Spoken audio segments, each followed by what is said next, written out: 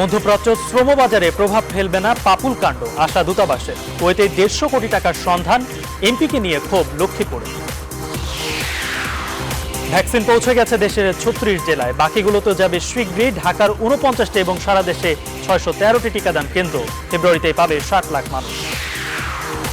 বর্জনার বিক্ষিপ্ত সংঘর্ষের মধ্য দিয়ে শেষ হলো তৃতীয় ধাপের 62 পৌরসভার ভোট। 3টিতে বিএনপি ও 4টিতে স্বতন্ত্র ছাড়া বাকি পৌরতে নৌকা এগিয়ে। এসএসসি ও সমমানের অটোপাস প্রক্রিয়ায় শতভাগ পাস, গতবারের চেয়ে 3 গুণ জিপিএ 5। মার্চে খুলতে পারে শিক্ষা প্রতিষ্ঠান, জানালেন প্রধানমন্ত্রী। ভাষাঞ্চলে পৌঁছালেন আরো 1463 রোহিঙ্গা, ভালো আছেন পূর্বসূরিরাও। স্থানান্তর প্রক্রিয়া অব্যাহত থাকবে, জানিয়েছে নৌবাহিনী। শ্রীমঙ্গলে চলন্ত ট্রেনে তরুণীকে ধর্ষণের অভিযোগে অপারেটর গ্রেপ্তার। খুলনার স্কুল ছাত্রী অঙ্কিতা দে হত্যায় স্বীকারোক্তিমূলক জবানবন্দি। এবং ওয়েস্ট ইন্ডিজের বিপক্ষে 18 সদস্যের দল ঘোষণা বিসিবির। দলে নতুন মুখ পেসার হাসান মাহমুদ, নিষেধাজ্ঞা কাটিয়ে টেস্ট দলে সাকিব আল হাসান।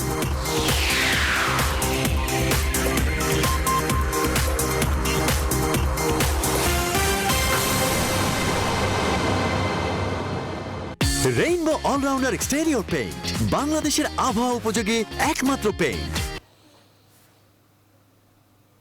স্বাগত নিউজ 24 সংবাদে, সঙ্গে আছে গালিব ইবনে রিয়াজ। দেখছিলেন শিরোনাম, এবারে বিস্তারিত। ঘুষ লেনদেন মামলার পর এবার এমপি পাপুলের বিরুদ্ধে করা অর্থ ও মানব পাচার মামলা দুটির বিচার শুরু করবে কুয়েত আদালত। প্রস্তুতি নিচ্ছে তার কুয়েতি আইনজীবীও। তবে ভুক্তভোগীদের অভিযোগ সত্ত্বেও পাপুলের অপকর্মের দায় নিতে চান না তৎকালীন রাষ্ট্রদূত আবুল কালাম। আর কুয়েতে বাংলাদেশের শ্রমবাজার এর প্রভাব পড়বে না দাবি করেছেন বর্তমান রাষ্ট্রদূত। এদিকে বিদেশের মাটিতে সাজা হওয়া এমপিকে আর জনপ্রতিনিধি হিসেবে দেখতে চান না এলাকাবাসী। আরো জানাচ্ছেন লাকমিনা জেসমিন সোমা। লক্ষ্মীপুরের রায়পুর উপজেলার কেরোয়ার গ্রামের তালাবদ্ধ এই বাড়ি এমপি কাজী শহীদ ইসলাম পাপুলের। এই এলাকার এমপি হলেও নির্বাচনী মৌসুম ছাড়া আর কখনোই তাকে দেখেনি এলাকাবাসী। অর্থ ও মানব পাচার এবং ঘুষ লেনদেনের দায়ে এখন তিনি কুয়েতের কারাগারে বন্দী। বিদেশের মাটিতে দেশের ভাবমূর্তি নষ্ট করা এমন একজন মানুষকে নিজ এলাকার এমপি হিসেবে দেখতে চান না স্থানীয় নেতা ও সাধারণ মানুষ। এলাকার উন্নয়নের স্বার্থে এই আসনে নতুন করে নির্বাচনের দাবি তাদের। বিদেশের মাটিতে একজন সংসদের সাদা হয়েছে, সেজন্য আমরা জাতি হিসাবে খুবই লজ্জিত। অচিরেই যেন এই সংসদ আসন খালি করে নতুন পুনর্নির্বাচনের মাধ্যমে নেতাকর্মীদের মাঝে যেন একজন প্রার্থী দেয়। ভবিষ্যতে আর বাংলাদেশের কোনো জাতীয় সংসদের সদস্য না হতে পারে। কুয়েত সিআইডির বরাদ্দে স্থানীয় গণমাধ্যমে আসা তথ্য বলছে, কুয়েতে পাপুল যে কোম্পানির এমডি ও সিও, সেই মারাফি কুয়েতিয়া কোম্পানিতে চাকরি দেওয়ার নামে বাংলাদেশ থেকে মানব পাচারের মাধ্যমে অন্তত 1,500 কোটি টাকা হাতিয়ে নিয়েছেন। তার এইসব অপকর্মের সাথে স্থানীয় বাংলাদেশ দূতাবাসের সম্পৃক্ততারও অভিযোগ করছেন ভুক্তভোগীরা। তবে সেই দায় নিতে চাইছেন না তৎকালীন রাষ্ট্রদূত আবুল কালাম। এই বিষয় এগুলির সঙ্গে তো দূতাবাসের কোনো সম্পর্কই নাই।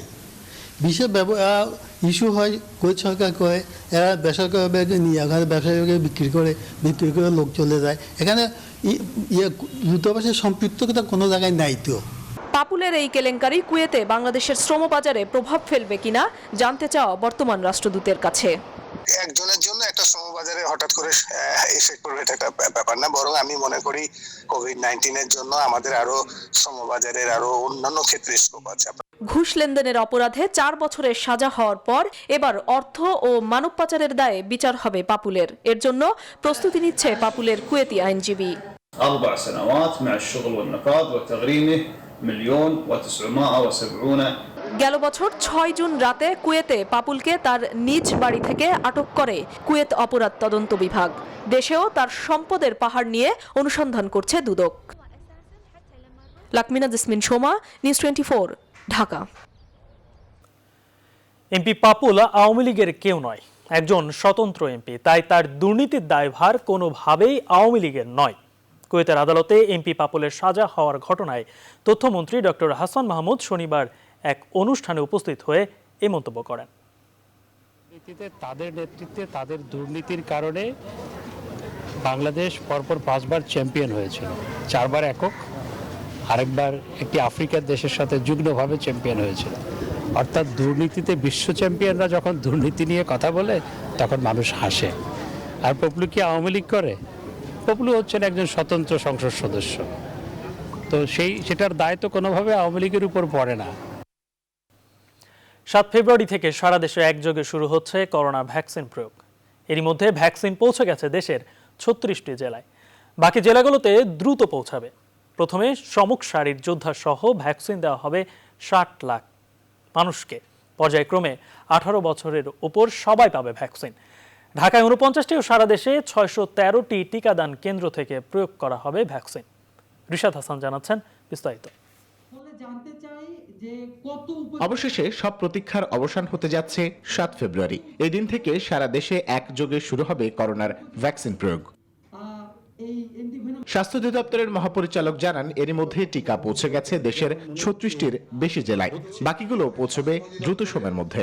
গতকাল পর্যন্ত 36টা জেলায় আমাদের ভ্যাকসিন পৌঁছে গেছে। আমরা যে সারা দেশে যে কার্যক্রমটা উদ্বোধন করতে যাচ্ছি 7 তারিখ থেকে, এটা প্রত্যেকের জায়গা থেকেই এটা করবেন। আমরা চাচ্ছি একসাথেই শুরু হোক। স্বাস্থ্য অধিদপ্তরের তথ্য মতে ফেব্রুয়ারিতেই পর্যায়ক্রমে করোনা ভ্যাকসিন প্রয়োগ হবে 60 লাখ মানুষের শরীরে। টিকার পরবর্তী চালান আসবে ফেব্রুয়ারিতেই। ঢাকায় মোট টিকাদান কেন্দ্রের সংখ্যা 49টি, ঢাকার বাইরে 613টি, মোট বুথ সংখ্যা হবে 6990টি। কেন্দ্র সংখ্যা বাড়াতে হবে কিনা, আরো কমাতে হবে কিনা, এক কেন্দ্রে আমরা 6 জনের কথা বলেছি, সেই 6 জন ঠিক আছে, সেটা বাড়াতে হবে না কমাতে হবে, এই সমস্ত ব্যবস্থাটা ঠিকমতো কাজ করছে কিনা দেখার জন্যই কিন্তু আমরা এই 1 সপ্তাহ সময় নিয়েছি। এরই মধ্যে কোভিড শিল্ড নামের এই ভ্যাকসিন প্রয়োগ করা হয়েছে প্রায় 500 বেশি সমুখযোদ্ধার শরীরে, যারা সবাই সুস্থ আছেন। স্বাস্থ্য অধিদপ্তরের প্রশাসন শাখার মহাপরিচালক জানান, নিয়ম মেনে জটিল রোগের রোগীরাও ভ্যাকসিন নিতে পারবেন। হাইপারটেনশন হোক বা অন্য কোনো দীর্ঘমেয়াদী রোগ যারা চিকিৎসার মাধ্যমে নিয়ন্ত্রণে আছেন, তাদের এই ভ্যাকসিন নিলে কোনো অসুবিধা হবে না। টিকা প্রয়োগের এই ব্যাপক কর্মযজ্ঞ সম্পর্কে স্বাস্থ্যমন্ত্রী জানান, দেশের মানুষের জন্য ভ্যাকসিনের কোনো সংকট হবে না। আমরা আরো ভ্যাকসিন অর্ডার দেব, তার সিদ্ধান্ত হয়ে গেছে, যাতে কিনা আমাদের কোনো লোক ভ্যাকসিন পাওয়ার বয়স হয়েছে তাদেরকে আমরা ভ্যাকসিন দেব। সারা বিশ্বের মতো বাংলাদেশেও এই প্রথমবারের মতো 18 বছরের উপরে টিকা প্রয়োগের ব্যাপক কার্যক্রম করতে যাচ্ছে। রিশাদ হাসান, নিউজ 24, ঢাকা। এবারে পৌর নির্বাচন খবর।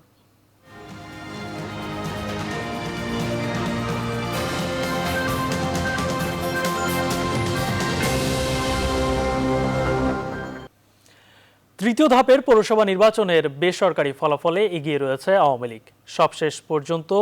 এখন পর্যন্ত 37টি পৌরসভার মেয়র পদে ফলাফল নিউজ 24-এর হাতে এসেছে।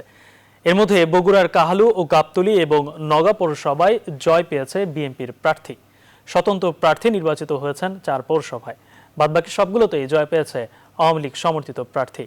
এর আগে দিনভর বিচ্ছিন্ন সংঘর্ষ ও বিএনপি প্রার্থীদের ভোট বর্জনের মধ্য দিয়ে শেষ হয় স্থানীয় সরকার ব্যবস্থার এ নির্বাচন। প্রতিবেদক ও প্রতিনিধিদের তথ্য ছবিতে ডেস্ক রিপোর্ট। একযোগে দেশের 62 পৌরসভায় ভোট গ্রহণ শুরু হয় সকাল 8টায়। প্রথম প্রহরে ভোটার উপস্থিতি ছিল চোখে পড়ার মতো। দীর্ঘ লাইনে দাঁড়িয়ে ভোট দেন সাধারণ ভোটাররা। পরিবেশ নিয়েও তারা সন্তোষ প্রকাশ করেন। খুব তাড়াতাড়ি এসেছি, আবার দিয়েও চলে যাচ্ছি। আমরা সকাল থেকে এখানে লাইনে দাঁড়ায় আসছি। সুস্থ মতো ভোটটা আমরা খুশি। শীতের সকালে ভোট দিতে আইছি, ভালোভাবে ভোট দিলাম। তবে বেলা বাড়ার সঙ্গে সঙ্গে ভোটের এমন শান্তিপূর্ণ পরিবেশ বদলাতে থাকে। লক্ষ্মীপুরের রামগঞ্জ পৌরসভার একটি কেন্দ্রের সামনে গোলাগুলি হয়। পরিস্থিতি নিয়ন্ত্রণে ফাঁকা গুলি ছোড়ে পুলিশ। যশোরের মনিরামপুর পৌর নির্বাচনে বিজয়রামপুর এলাকায় কাউন্সিলর প্রার্থী হাবিবুর রহমানের উপর হামলা হয়।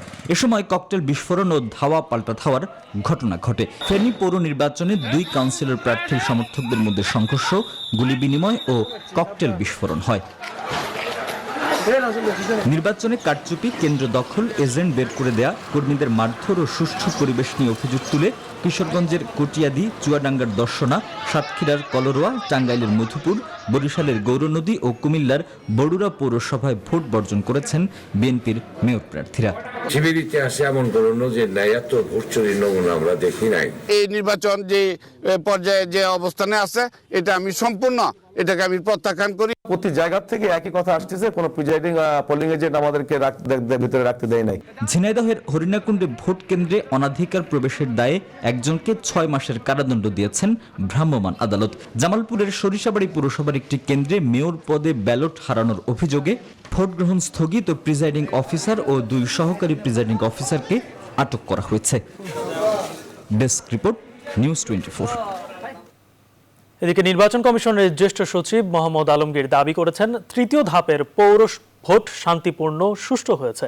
এ ধাপে গড়ে 60% বেশি ভোট পড়তে পারে। শনিবার ভোট শেষে সন্ধ্যায় নির্বাচন ভবনে সাংবাদিকদের এমন মন্তব্য করেন তিনি। তো এই সুষ্ঠু এবং শান্তিপূর্ণভাবে নির্বাচন হয়েছে। জামালপুরের সরিষাবাড়ি, ওখানে ওই ব্যালট পেপার হারিয়ে গেছে, ওখানে প্রিজাইডিং অফিসার, পোলিং অফিসার যারা আছে দায়িত্বে তাদেরকে অ্যারেস্ট করা হয়েছে এবং ওই কেন্দ্রের নির্বাচন বন্ধ করা হয়েছে। এই কারণে কুমিল্লার বরুড়ায় একটা কেন্দ্রে সেখানে ব্যালট বাক্স মানে করেছে না, তছনছ করেছে, এই জন্য ওখানে ভোট বন্ধ করে দেওয়া হয়েছে। এছাড়া আর সর্বত্রই সুষ্ঠুভাবে নির্বাচন হয়েছে। শতভাগ পাস আর 1.5 লাখের বেশি জিপিএ 5 নিয়ে প্রকাশ হলো এসএসসি ও সমমানের মূল্যায়ন ভিত্তিক ফল। শনিবার সকালে রাজধানীর সেগুনবাগিচায় আন্তর্জাতিক মাতৃভাষা ইনস্টিটিউট মিলনায়তনে প্রধানমন্ত্রীর ভার্চুয়াল অংশগ্রহণে ফলের কপি শিক্ষামন্ত্রীর হাতে তুলে দেন শিক্ষা বোর্ড প্রধানরা। মহামারীর প্রেক্ষাপটে নিষেধাজ্ঞা থাকায় শিক্ষা প্রতিষ্ঠানগুলোতে ছিল না চিরচেনা উৎসবের আমেজ। সম্পূর্ণ ভিন্ন প্রেক্ষাপটেই উচ্চ মাধ্যমিকের গণ্ডি পেরোলে প্রায় 14 লাখ শিক্ষার্থী। আরও জানাচ্ছেন সজল দাস। এইচএসসি ও সমমানের ফল প্রকাশে শিক্ষা মন্ত্রণালয়ের আয়োজন। রাজধানীর সেগুনবাগিচায় আন্তর্জাতিক মাতৃভাষা ইনস্টিটিউট মিলনায়তনের আয়োজনে ভার্চুয়ালি অংশ নেন প্রধানমন্ত্রী শেখ হাসিনা। প্রধানমন্ত্রীর পক্ষে শিক্ষামন্ত্রীর হাতে ফলের কপি হস্তান্তর করেন শিক্ষা বোর্ড প্রধানরা। পরে অনলাইনে ফল প্রকাশ কার্যক্রমের উদ্বোধন করেন প্রধানমন্ত্রী, যেখানে পাশ করেছে শতভাগ শিক্ষার্থী। 2019 সালের তুলনায় জিপিএ 5 বেড়েছে 3 গুণের বেশি।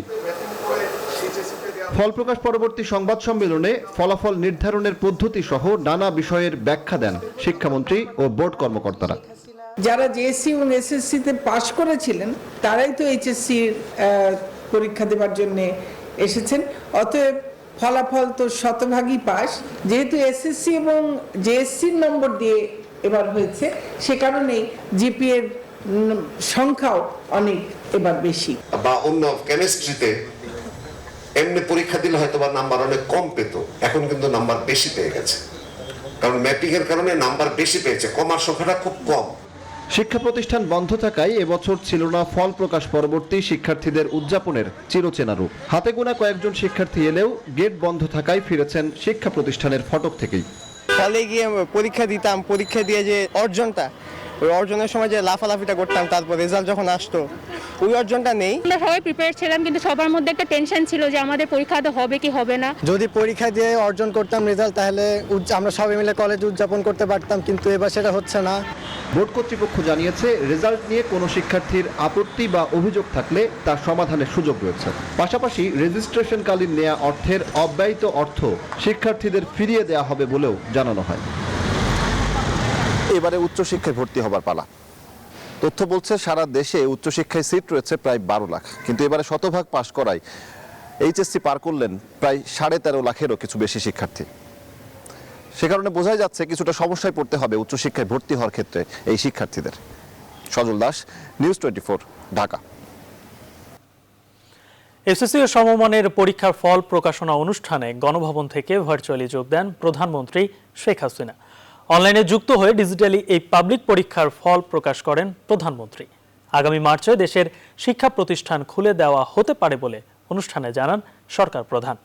শাহ আলী জয়ের রিপোর্টে বিস্তারিত। মাধ্যমিক শিক্ষা বোর্ড চট্টগ্রাম পরীক্ষা না দিয়ে ফল প্রকাশে আইন সংশোধনের পর একযোগে 11টি বোর্ডের এইচএসসি ও সমমানের পরীক্ষার ফল প্রকাশিত হলো, যাতে অপেক্ষার অবসান ঘটল 14.25 লাখ শিক্ষার্থীর।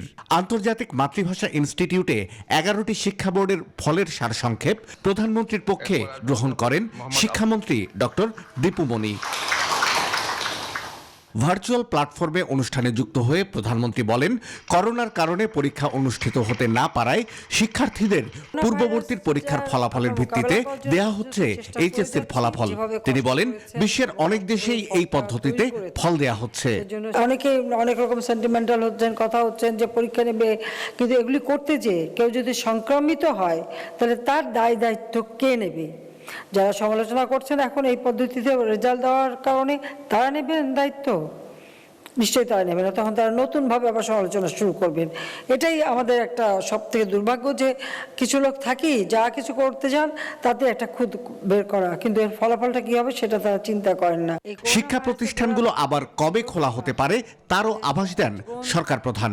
করোনা ভাইরাস আমরা যেভাবে নিয়ন্ত্রণ রাখছি, আমরা যদি সবাই আরেকটু মেনে চলেন আমরা এটা নিয়ন্ত্রণ করতে পারবো এবং খুব দ্রুতই আমরা আমাদের শিক্ষা প্রতিষ্ঠানগুলি খুলে দিতে পারবো। যেহেতু মার্চ মাসে করোনা ভাইরাস ব্যাপকভাবে শুরু হয়েছে, তবে আমরা এই ফেব্রুয়ারি মাসটা নজরে রাখবো।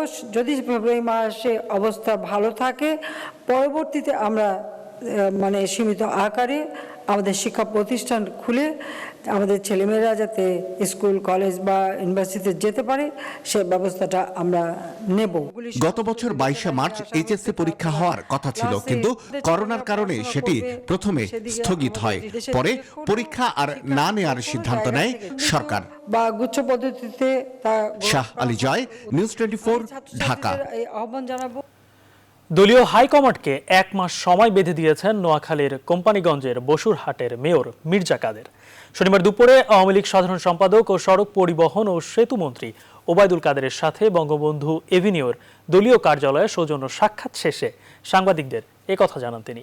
1 মাসের মধ্যে নোয়াখালীর অপরাজনীতি বন্ধ না হলে ঢাকায় এসে সংবাদ সম্মেলন করবেন বলেও এ সময় জানান তিনি। আসলে আমাদের হাইকমান্ডের নির্দেশে আমরা যে সকল কর্মসূচিগুলো নিয়েছিলাম সেগুলা আমরা স্থগিত করছি। আমাদের নেতা জননেতা ওবায়দুল কাদের সাহেব বলেছেন আমাদেরকে ঐক্যবদ্ধ থাকার জন্য এবং জননেত্রী শেখ হাসিনার কাছে নোয়াখালীর অপরাজনীতির বিষয়ে ইতিমধ্যে ওনার কাছে অভিযোগ আছে, সেগুলো উনি যাচাই বাছাই করে প্রয়োজনীয় পদক্ষেপ নেবেন। প্রশাসনের উপর প্রভাব কাটিয়ে যে অপরাজনীতি চলছে এটা যদি বন্ধ না হয়, যদি অস্ত্রবাজি বন্ধ না হয়, তাহলে 1 মাস পর আমরা আবার এই প্রেস ক্লাবে আপনাদের সাথে কথা বলে পরবর্তী কর্মসূচি নিব। ভারতের আগ্রাসন রুখতে জাতীয়তাবাদী শক্তিকে ঐক্যবদ্ধ হওয়ার আহ্বান জানিয়েছেন বিএনপির স্থায়ী কমিটির সদস্য গয়েশ্বর চন্দ্র রায়। দুপুরে অ্যাসোসিয়েশন অব ইঞ্জিনিয়ার্স বাংলাদেশ অ্যাব আয়োজিত এক আলোচনা সভায় এমন আহ্বান জানান তিনি। আমরা চাই বন্ধুত্বের সম্পর্ক এবং এটা অনিবার্য, এটা অপরিহার্য প্রতিবেশীদের সাথে একটা সুসম্পর্ক আমাদের থাকা। যারা বন্ধুত্ব, how to cultivate the friendship, যারা জানে না, যারা জানে how to establish the dictatorship, তাদের সাথে তো আমাদের কখনো বন্ধুত্ব হবে না। আমাদেরকে এই অসহায়তার হাত থেকে জাতীয়তাবাদী শক্তি, দেশপ্রেমিক শক্তিকে যে জিয়ার আদর্শে আমরা লড়াই করছি, এই লড়াই আমূর্তে চলবে, এই লড়াইয়ের মৃত্যু নাই। চাঁদ বরাবরই সুন্দর, প্রেম ও সাহিত্য সঙ্গীতের আবশ্যকীয় উপজীব্য। মাথার উপর পূর্ণ চন্দ্র নিয়ে বর্ণিল সাংস্কৃতিক আয়োজনে জ্যোৎস্না উৎসব উপভোগ করলেন চট্টগ্রামবাসী। ঐতিহাসিক লালদিঘি মাঠে এই আয়োজন করে সিটি কর্পোরেশন। আহাদুল বাবুর ছবিতে শেখ জায়দের রিপোর্ট।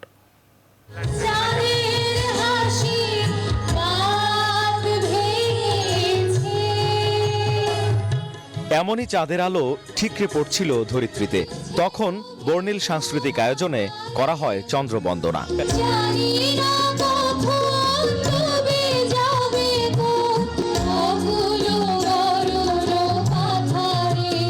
চট্টগ্রামের লালদিঘি পার্কে নগরবাসীর জন্য সিটি কর্পোরেশনের ব্যতিক্রমী আয়োজন জ্যোৎস্না উৎসব।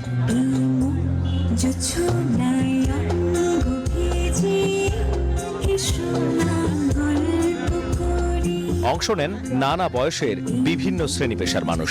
জ্যোৎস্না আমার খুবই ভালো লাগে আর এই আয়োজনটা অনেক ভালো হয়েছে। তো আমরা জ্যোৎস্না দেখার সুযোগ পাই না, এই ধরনের একটা জ্যোৎস্নার সাথে পরিচিত হওয়া নাগরিক জীবনে আমরা খুবই আনন্দিত। জ্যোৎস্নার গানের সাথে ছিল নৃত্য।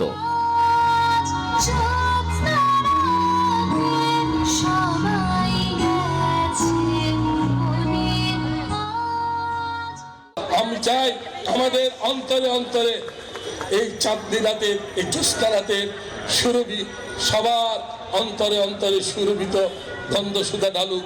ওড়ানো হয় ফানুস, পরিবেশন করা হয় চট্টগ্রামের আঞ্চলিক গানও।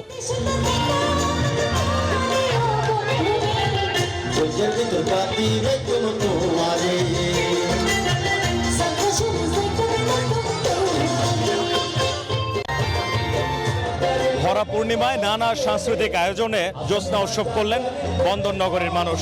তাদের প্রত্যাশা এইসব সাংস্কৃতিক আয়োজনে বৃত্তের এই শহর হবে চিত্তের শহর। শেখ জায়েদ, নিউজ 24, চট্টগ্রাম। সংবাদের সময় হলো একটি বিরতি নেওয়ার, সঙ্গেই থাকুন।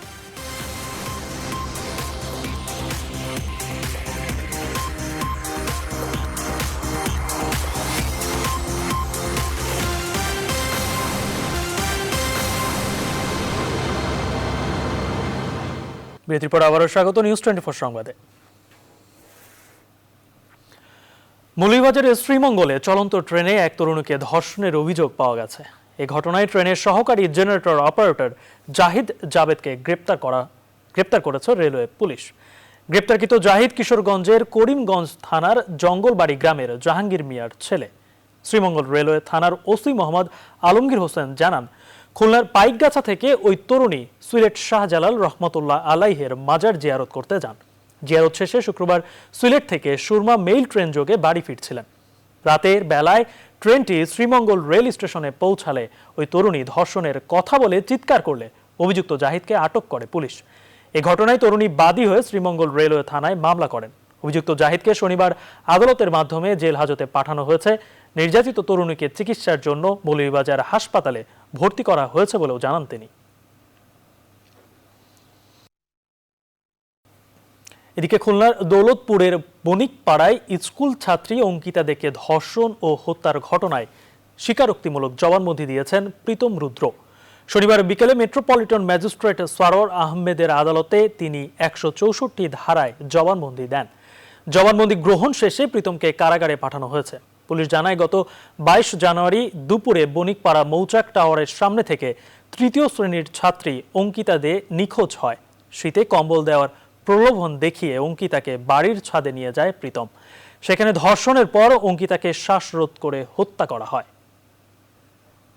সে স্পষ্টত উল্লেখ করেছে সেই অঙ্কিতা দে ছোয়াকে সে কম্বলের প্রলোভন দেখিয়ে ছাদে নিয়ে যায় এবং ওইখানে সে পাশবিক নির্যাতন করে, যৌন নির্যাতন করে, তাকে দর্শন করে এবং দর্শনের পর তাকে হত্যা করে। লক্ষ্মীপুরের আলোচিত এমপি পাপুল সরকার দলীয় নয়, স্বতন্ত্র সংসদ সদস্য। তার বিরুদ্ধে যেসব দুর্নীতির অভিযোগ তা বিএনপির সময়ের। এ কারণে এর সব দায় বিএনপিকে নিতে হবে বলে মন্তব্য করেছেন আওয়ামী লীগের যুগ্ম সাধারণ সম্পাদক মাহবুবুল আলম হানিফ। শনিবার দুপুরে কুষ্টিয়ায় নিজ বাসভবনে সাংবাদিকদের সঙ্গে আলাপকালে তিনি এসব কথা বলেন। পাবলু সে কিন্তু সরকার দলের সংসদ সদস্য না, স্বতন্ত্র সংসদ সদস্য হিসাবে নির্বাচিত হয়েছে। যে সমস্ত অভিযোগ করা হচ্ছে দুর্নীতির কথা, সেটা বিএনপির সময়। এখন পাবলুর যদি আয়টা যদি অবৈধ হিসাবে বিবেচনা করা হয়, সেই অবৈধ আয়ের দায়ভার বিএনপিকে বহন করতে হবে। আরো 1463 জন রোহিঙ্গা ভাসানচরে পৌঁছেছেন। শনিবার দুপুরে তাদের বহনকারী জাহাজ ভাসানচরে ভিড়ে। বিকেলের মধ্যে তাদের ঘর বন্টন করে দেন নৌ সদস্যরা। নয়ন বড়ুয়াজয়ের তথ্য ছবিতে ডেস্ক রিপোর্ট। শনিবার সকালে চট্টগ্রাম থেকে নৌবাহিনীর তত্ত্বাবধানে নোয়াখালীর ভাসানচর আশ্রয়ন প্রকল্পের উদ্দেশ্যে রওনা হন রোহিঙ্গারা। দুপুরে রোহিঙ্গাদের বহনকারী নৌবাহিনীর জাহাজ ভাসানচর পৌঁছায়। এ সময় তাদের আশ্রয়ন প্রকল্পে নিয়ে যান নৌ সদস্যরা। পরিবারগুলোকে বুঝিয়ে দেওয়া হয় নিজ নিজ ঘর। আর আমরা যেখানে ছিলাম ও কুতবারঙে, ওখানে অনেক জরকা করতো আমাদের সাথে। হনি কি আর জোর করে নাই আইবার লাগিয়া আমরা নিজের ইচ্ছা ইনশাআল্লাহ আমরা আছি দিলে আর আগতো আর আত্মীয় স্বজন বাসানচর মাঝে আগে এবেলায় তারা অনর তারপরে আর আসি। আশ্রয়ন প্রকল্পের পরিচালক বলছেন, ভাসানচরে রোহিঙ্গাদের পুনর্বাসনে বিভিন্ন প্রশিক্ষণের ব্যবস্থা করা হচ্ছে। তাদের জীবনমান উন্নয়নের চেষ্টাও করা হবে। আমরা কুক ফুড সার্ভ করব ফর 2 to 3 days তারপরে আমরা তাদের যে ফুড আইটেম এবং নন ফুড আইটেম ডিস্ট্রিবিউট করবো ইনশাল্লাহ। এখানে যে আপনারা দেখতে পাচ্ছেন পিছনে যে শেল্টার, এরকম 120টা শেল্টার কিন্তু আমাদের আছে এই প্রকল্পে। তো এখানে নিচের তলায় ওদের ইনফর্মাল লার্নিং সেন্টার করছে। রোহিঙ্গাদের এই স্থানান্তর প্রক্রিয়া অব্যাহত থাকবে বলে জানিয়েছেন নৌ কর্মকর্তারা। Desk report, news 24। Flat, plot কিংবা আবাসন ঋণ ছাড় করতে ব্যাংক ও আর্থিক প্রতিষ্ঠানগুলোর আগ্রহ বেড়েছে আগের তুলনায়। এসব প্রতিষ্ঠানের কর্মকর্তারা বলছেন, সিঙ্গেল ডিজিট বাস্তবায়নের পর মাত্র 7 থেকে 8% সুদে সহজ শর্তে এ খাতে ঋণ ছাড় করা হচ্ছে। আবাসন সংগঠন রিহ্যাব বলছে, দীর্ঘ মেয়াদে এবং দ্রুত সময়ে ঋণ ছাড় করা হলে আবাসন সহ সার্বিক অর্থনীতিতেও গতি ফিরবে। বিস্তারিত জানাচ্ছেন বাবু কামরুজ্জামান। নগরীতে নিজের জন্য এক টুকরো মাথা গোজার ঠাঁই মধ্যবিত্তের কাছে অনেকটা স্বপ্নের মতোই। আবাসনের মতো মৌলিক চাহিদা পূরণে সব শ্রেণীর মানুষের কাছেই বড় বাধা হয়ে দাঁড়ায় নগদ অর্থের স্বল্পতা। তবে ফ্ল্যাট কিংবা প্লটের স্বপ্ন পূরণ সহজ করতে স্বল্প সুদে ঋণ দিতে আগ্রহী হয়ে উঠছে দেশের ব্যাংক ও আর্থিক প্রতিষ্ঠানগুলো। এক্ষেত্রে 1 কোটি টাকার ফ্ল্যাট কিনতে প্রতিষ্ঠানগুলো 70 লাখ টাকা পর্যন্ত ঋণ সরবরাহ করছে। সুদ হার রাখা হচ্ছে 7 থেকে 8%। ব্যাংকের কাছে পর্যাপ্ত নগদ অর্থ থাকায় নির্দিষ্ট সময়ে আবাসনের ঋণ আবেদন নিষ্পত্তি করা হচ্ছে। ফলে বিভিন্ন শ্রেণী পেশার মানুষ এখন ফ্ল্যাট কিনতে পারছেন বলে দাবি ব্যাংক ও আর্থিক প্রতিষ্ঠানের কর্মকর্তাদের। আসলে মানুষ কিন্তু এখন বাড়ি কিনতে যাচ্ছে, বা সবচেয়ে বড় একটা বেসিক নিড, বা হোম লোন হচ্ছে, ফ্ল্যাট লোন হচ্ছে। এখানে ব্যাংকগুলো এগিয়ে আসছে এবং যেহেতু মার্কেটে লিকুইডিটি এখন প্রায় অলমোস্ট 2 ট্রিলিয়ন টাকার মতো, rate of interest for this home loan কমে এসছে প্রায় 8, 8.5, ক্ষেত্রে 9-এর নিচে তো অবশ্যই। এখন হোম লোনের ক্ষেত্রে ডিমান্ড এবং সাপ্লাই দুটাই বেশ ঊর্ধ্বমুখী। এর পিছনে বেশ কিছু কারণ আছে, যেমন এবারে বাজেটে রিয়েল এস্টেট সেক্টরের জন্য কিছু পজিটিভ এলিমেন্ট ছিল। এখন উদ্বৃত্ত তরলের কারণে মোটামুটি সকল ব্যাংক এবং আর্থিক প্রতিষ্ঠানই হাউজিং ফাইন্যান্সে তারা বেশ উৎসাহী। সময়ের সাথে চাহিদা বেড়ে যাওয়ায় 2 কোটি টাকা পর্যন্ত ঋণ ছাড়ের অনুমতি দেয় বাংলাদেশ ব্যাংক। আবাসন সংগঠন রিহেব বলছে, এ খাতে খেলাপি কম হওয়ায় এই ঋণ তুলনামূলক বেশি নিরাপদ। আমি মনে করি এখানে ইন্টারেস্ট রেট যদি একটু কমিয়ে যদি ব্যাংকগুলো ইনভেস্টমেন্ট করে, এটা ব্যাংকের জন্য ভালো হবে, ক্রেতাদের জন্য ভালো হবে, সেক্টরের জন্য ভালো হবে। বাংলাদেশ ব্যাংকের যে রিপোর্ট আছে সেই রিপোর্টেও দেখা যাচ্ছে যে খেলাপির হার এই সেক্টরে সর্বনিম্ন। করোনার সময় যে পরিস্থিতি হওয়ার কথা ছিল, আমরা সেই পরিস্থিতি উপলব্ধি করছি না বিকজ অফ দিস ইস্যুস। এদিকে রাষ্ট্র মালিকানাধীন ব্যাংকগুলো আবাসন খাতে মনোযোগ দিচ্ছে। সোনালী ব্যাংক গ্রামাঞ্চলে বাড়ি নির্মাণে সোনালী নীর নামে 5 লাখ টাকা পর্যন্ত ঋণ ছাড় করছে, যা মধ্যবিত্তের বাড়ি তৈরির স্বপ্ন পূরণ সহজ করছে বলে দাবি ব্যাংকারদের। বাবু কামরুজ্জামান, নিউজ 24, ঢাকা। ঢাকার বর্জ্যের 70 থেকে 75% জৈব বর্জ্য, আর বাকি 25 থেকে 30% পুনরায় ব্যবহারযোগ্য। কিন্তু বর্জ্য সংগ্রহ ব্যবস্থাপনায় ঘাটতির কারণে রাজধানীর বিশাল বর্জ্যের সম্ভাবনা কাজে লাগানো যাচ্ছে না। গবেষকরা বলছেন, বাসাবাড়ি থেকেই আলাদা আলাদাভাবে বর্জ্য সংগ্রহ করতে গেলে তা থেকে প্লাস্টিক, কাগজ, এমনকি বিদ্যুৎ উৎপাদন সম্ভব। সিটি কর্পোরেশন বলছে, 2022 থেকে 23 সাল নাগাদ এমন বর্জ্য ব্যবস্থাপনার লক্ষ্যে কাজ চলছে। প্লাবন রহমানের রিপোর্টে বিস্তারিত। এভাবেই রাজধানীর প্রত্যেক বাসাবাড়ির ময়লা আবর্জনা আসে সিটি কর্পোরেশনের সেকেন্ডারি ট্রান্সফার স্টেশনে। সকাল থেকে শুরু হয় এই বাসাবাড়ি থেকে বর্জ্য আনার কার্যক্রম। ঢাকার 2 সিটি কর্পোরেশনের পরিচ্ছন্নতা কর্মীরা এক গাড়িতে নিয়ে আসে সব ধরনের বর্জ্য, যে কারণে পচে গলে নষ্ট হয়ে যাচ্ছে বর্জ্যের গুণাগুণ। ড্রেনের বর্জ্য ছাড়া আর আদার্স যত বর্জ্য আছে সব এখানে চলে আসে। বাসাবাড়ি থেকে আনি, কিন্তু আলাদা আলাদা সবাই প্যাকেট করে না। আগের চেয়ে তুলনামূলক ভালো রাজধানীর বর্জ্য ব্যবস্থাপনা। এখন আর রাস্তায় যেখানে সেখানে হরহামেশায় পড়ে থাকে না ময়লা, কিন্তু এরকম মেডিকেল, প্লাস্টিক সহ সব ধরনের বর্জ্য মিলেমিশে একাকার এরকম বিভিন্ন স্টেশনে, যেসব বর্জ্য আলাদা আলাদা ব্যবস্থাপনার মধ্য দিয়ে বিদ্যুৎ উৎপাদন কিংবা নতুন নতুন পণ্য উৎপাদন সম্ভব। গবেষণা বলছে, ঢাকার 2 সিটিতে গড়ে প্রতিদিন 6 থেকে 6.5 টন বর্জ্য উৎপাদন হচ্ছে, আর ফলের মৌসুমে এই বর্জ্যের উৎপাদন বেড়ে দাঁড়াচ্ছে প্রতিদিন 8,000 টনে। 25 থেকে 30% হচ্ছে আমার রিসাইক্লেবল। এই টোটাল রিসাইক্লেবল হয়তো বা 5 থেকে 10%ও আমরা কালেক্ট করতে পারছি না। আর যেটা কালেক্ট করতে পারছি সেটা অন্যান্য জৈব আবর্জনার সাথে মিলে গলে পচে যেটা হয় যে সেটার মান অনেক খারাপ হয়ে যায়, ফলে সেটা রিসাইক্লেবল ভ্যালুটা পাওয়া যায় না। বুয়েটের এই গবেষক বলছেন, বর্জ্যের গুণাগুণ ঠিক রাখতে বাড়ি বাড়ি থেকে বর্জ্য সংগ্রহকারীদের প্রশিক্ষণ দরকার। যারা ভ্যানওয়ালা, এদেরকে যখন আপনি ট্রেন আপ করে এদের শক্তিটা কাজে লাগিয়ে আপনি যখন অজৈবটাকে আলাদা করে ফেললেন, তখন কিন্তু এই জৈবটা নিয়ে আপনি খুব অটোমেটিক্যালি আপনি সার তৈরি করতে পারেন, আপনি বায়োগ্যাস করতে পারেন, অন্যান্য রকম রিসাইক্লিংয়ে চলে যেতে পারেন। উত্তর সিটির এই কর্মকর্তা বলছেন, রাজধানীর আমিন বাজারে তৈরি হবে তাদের আধুনিক বর্জ্য ব্যবস্থাপনা কেন্দ্র, যেখানে বর্জ্য থেকে হবে বিদ্যুৎ। উন্নত মানের প্লাস্টিক করতে পারবো। কম্পোস্ট প্ল্যান্ট যদি আমরা স্থাপন করি, তাহলে যে গ্রিন ওয়েস্টগুলো ওখানে যাবে, সেখান থেকে আমরা সার করতে পারবো। 2023 নাগাদ এটা হয়ে যাওয়ার কথা। প্রায় 2 কোটি মানুষের বসতি, রাজধানীর বর্জ্য ব্যবস্থাপনা আসলেই বড় চ্যালেঞ্জ। এরপরও বর্জ্যের বিশাল সম্ভাবনা কাজে লাগাতে দরকার যুগোপযোগী পরিকল্পনা ও এর বাস্তবায়ন। তবেই বর্জ্যের ভাগাড় থেকে মুক্ত হবে ঢাকাবাসী। প্লাবন রহমান, নিউজ 24, ঢাকা। সংবাদের সময় হলো আরও একটি বিরতি নেওয়ার সঙ্গে।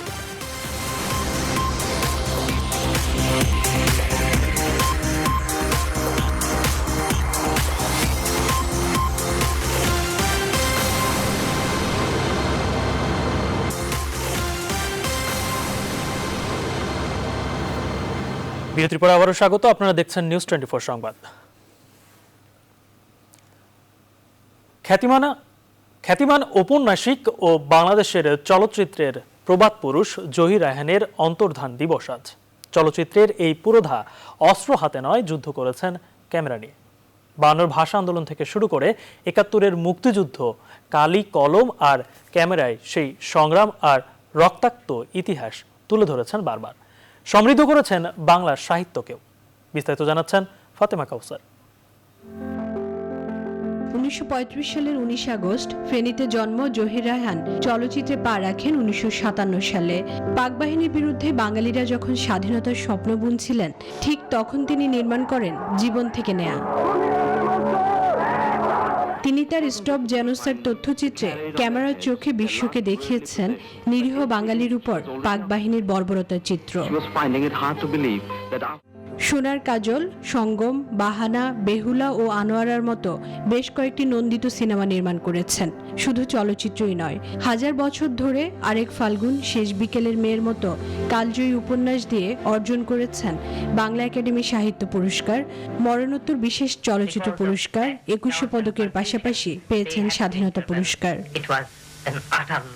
শুটিং করার পরে এসে ডাবিং করি, সেই ডাবিং সিস্টেমটা কিন্তু উনি চালু করেছিল। আমরা সেই জন্য তাকে স্মরণ করি সবসময়ের জন্য এবং আমাদের আইডল হিসেবে আমরা মানি। সে একটা চলচ্চিত্রের মাধ্যমে এদেশের যে স্বাধীনতা দরকার বা এদেশের মানুষকে নিজস্ব স্বাধীন দেশের নাগরিক হওয়া দরকার, সেটা উনি বুঝিয়ে দিয়েছিলেন। রাজনীতি আর সাংবাদিকতার ভুবনেও ছিল পদচারণা, আর তাই তো সামাজিক প্রেক্ষাপটকে গভীরভাবে তুলে এনেছেন তার লেখায় কিংবা সিনেমার দৃশ্যপটে। আজ জহির রায়হান বেঁচে থাকতেন, আমাদের চলচ্চিত্রের রূপই তো অন্যরূপ হয়ে যেত। বলিষ্ঠ নেতৃত্বে হোক, ওনার কার্যকলাপে হোক, আমাদের চলচ্চিত্র শিল্প আরো সমৃদ্ধ হতো।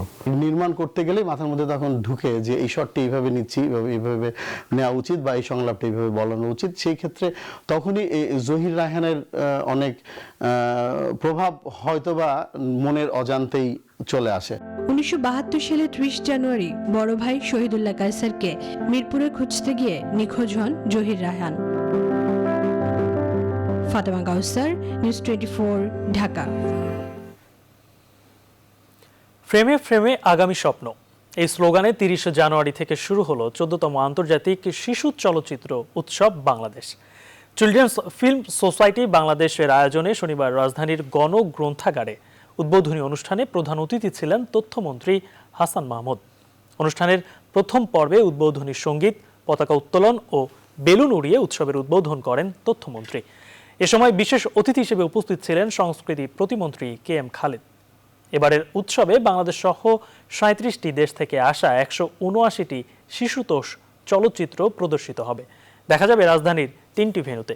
উৎসবের দ্বিতীয় পর্বে কেন্দ্রীয় পাবলিক লাইব্রেরির শওকত ওসমান মিলনায়তনে প্রদীপ প্রজ্বলনের পর শুভেচ্ছা বক্তব্য রাখেন আমন্ত্রিত অতিথিরা।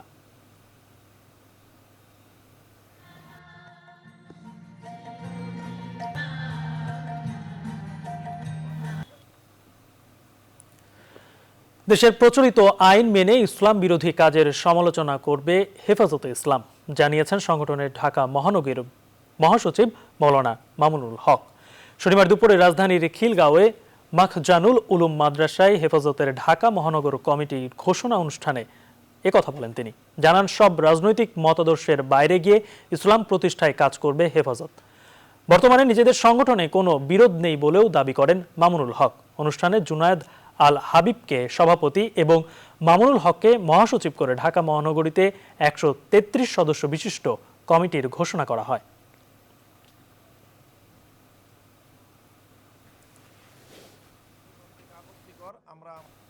এবার আন্তর্জাতিক। এবার অক্সফোর্ড অ্যাস্ট্রাজেনেকার করোনা ভ্যাকসিনের অনুমোদন দিল ইউরোপীয় ইউনিয়ন। এছাড়া মার্কিন কোম্পানি জনসন অ্যান্ড জনসন দাবি করেছে তাদের উদ্ভাবিত ভ্যাকসিন 66% কার্যকর।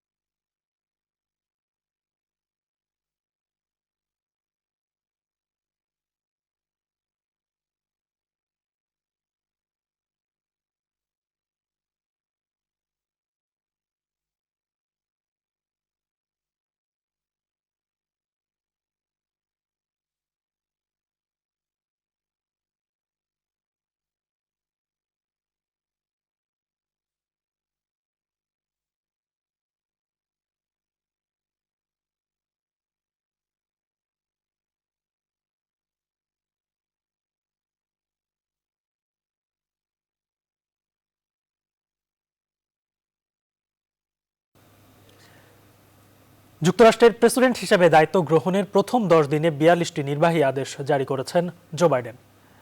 স্বল্পতম সময়ে এতগুলো নির্বাহী আদেশ জারির ক্ষেত্রে এটা রেকর্ড। এদিকে আবারও রাজনীতিতে সক্রিয় হচ্ছেন সাবেক প্রেসিডেন্ট ডোনাল্ড ট্রাম্প। এছাড়া দোহা চুক্তি লঙ্ঘন অব্যাহত থাকলে আফগানিস্তান থেকে সেনা প্রত্যাহার হবে না বলে হুঁশিয়ার করেছেন পেন্টাগন।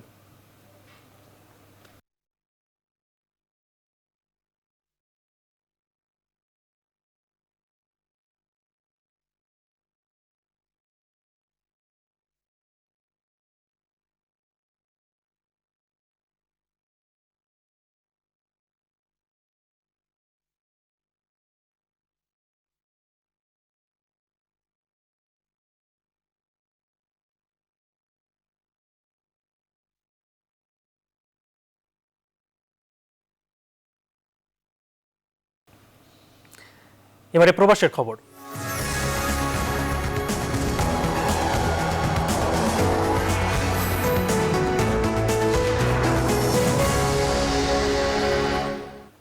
সেফ বাংলাদেশী দক্ষিণ আফ্রিকার তত্ত্বাবধানে জানাজা ও দাফন সম্পন্ন হয়েছে করোনায় প্রাণ হারানো নাজমুল ইসলামের। শনিবার অনুষ্ঠিত এই জানাজার নামাজের ইমামতি করেন সেফ বাংলাদেশী দক্ষিণ আফ্রিকার সিনিয়র সদস্য হাফেজ জুনায়েদ আল হাবিব।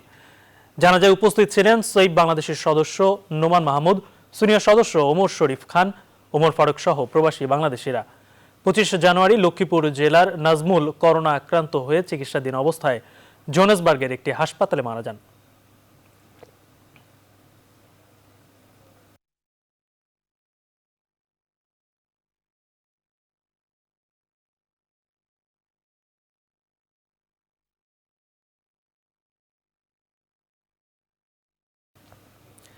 এবারে খেলার খবর। ওয়েস্ট ইন্ডিজের বিপক্ষে 2 ম্যাচের টেস্ট সিরিজকে সামনে রেখে 18 সদস্যের চূড়ান্ত দল ঘোষণা করেছে বিসিবি। প্রাথমিক স্কোয়াড থেকে বাদ পড়েছেন নুরুল হাসান সোহান ও খালেদ আহমেদ। গত জিম্বাবুয়ে সিরিজের স্কোয়াড বিবেচনায় এবার দলে নেই মাহমুদুল্লাহ রিয়াদ, সৌম্য সরকার, আলামিন ও রুবেল হোসেন। সুযোগ পেয়েছেন ইয়াসির আলী রাব্বি, হাসান মাহমুদ, মুস্তাফিজ, মেহেদী হাসান মিরাজ, সাদমান ইসলাম, তাসকিন আহমেদ ও আবু জায়েদ রাহি। নিষেধাজ্ঞা কাটিয়ে ফেরা সাকিব আল হাসানও আছেন কামব্যাকের তালিকায়। এদের মধ্যে ইয়াসির রাব্বি ও হাসান মাহমুদ এখনও রয়েছে টেস্ট অভিষেকের অপেক্ষায়। আগামী 3রা ফেব্রুয়ারি চট্টগ্রামের জহুর আহমেদ চৌধুরী স্টেডিয়ামে প্রথম টেস্টে ওয়েস্ট ইন্ডিজের মুখোমুখি হবে বাংলাদেশ। দ্বিতীয় টেস্টে 11 ফেব্রুয়ারি ঢাকায়।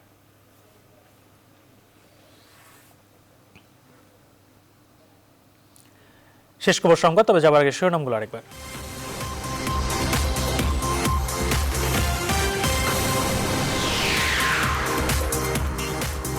মধ্যপ্রাচ্য শ্রমবাজারে প্রভাব ফেলবে না পাপুল কাণ্ড আশা দূতাবাসের। কুয়েতে 150 কোটি টাকার সন্ধান, এমপিকে নিয়ে ক্ষোভ লক্ষ্মীপুরে। ভ্যাকসিন পৌঁছে গেছে দেশের 36 জেলায়, বাকিগুলোতে যাবে শীঘ্রই। ঢাকায় 49টি ও সারা দেশে 613টি টিকাদান কেন্দ্র। ফেব্রুয়ারিতে পাবে 60 লাখ মানুষ। বর্জনার বিক্ষুব্ধ সংঘর্ষের মধ্য দিয়ে শেষ হলো তৃতীয় ধাপের 62টি পৌরসভার ভোট। 3টিতে বিএনপি ও 4টি স্বতন্ত্র ছাড়া বাকি পৌরতে নৌকা এগিয়ে। এসএসসি ও সমমানের অটো পাস প্রক্রিয়ায় শতভাগী পাস, গতবারের চেয়ে 3 গুণ জিপিএ 5। মার্চে খুলতে পারে শিক্ষা প্রতিষ্ঠান, জানালেন প্রধানমন্ত্রী। ভাষাঞ্চলে পৌঁছালেন আরও 1463 রোহিঙ্গা। ভালো আছেন পূর্বশরীরাও। স্থানান্তর প্রক্রিয়া অব্যাহত থাকবে জানিয়েছে নৌবাহিনী। শ্রীমঙ্গলে চলন্ত ট্রেনে তরুণীকে ধর্ষণের অভিযোগে অপারেটর গ্রেপ্তার। খুলনায় স্কুল ছাত্রী অঙ্কিতা দে হত্যায় স্বীকারোক্তিমূলক জবানবন্দি। এবং ওয়েস্ট ইন্ডিজের বিপক্ষে 18 সদস্যের দল ঘোষণা বিসিবির। দলে নতুন মুখ পেসার হাসান মাহমুদ, নিষেধাজ্ঞা কাটিয়ে টেস্ট দলে সাকিব আল হাসান। এই ছিল এখনকার সংবাদে। সঙ্গে থাকায় ধন্যবাদ সবাইকে।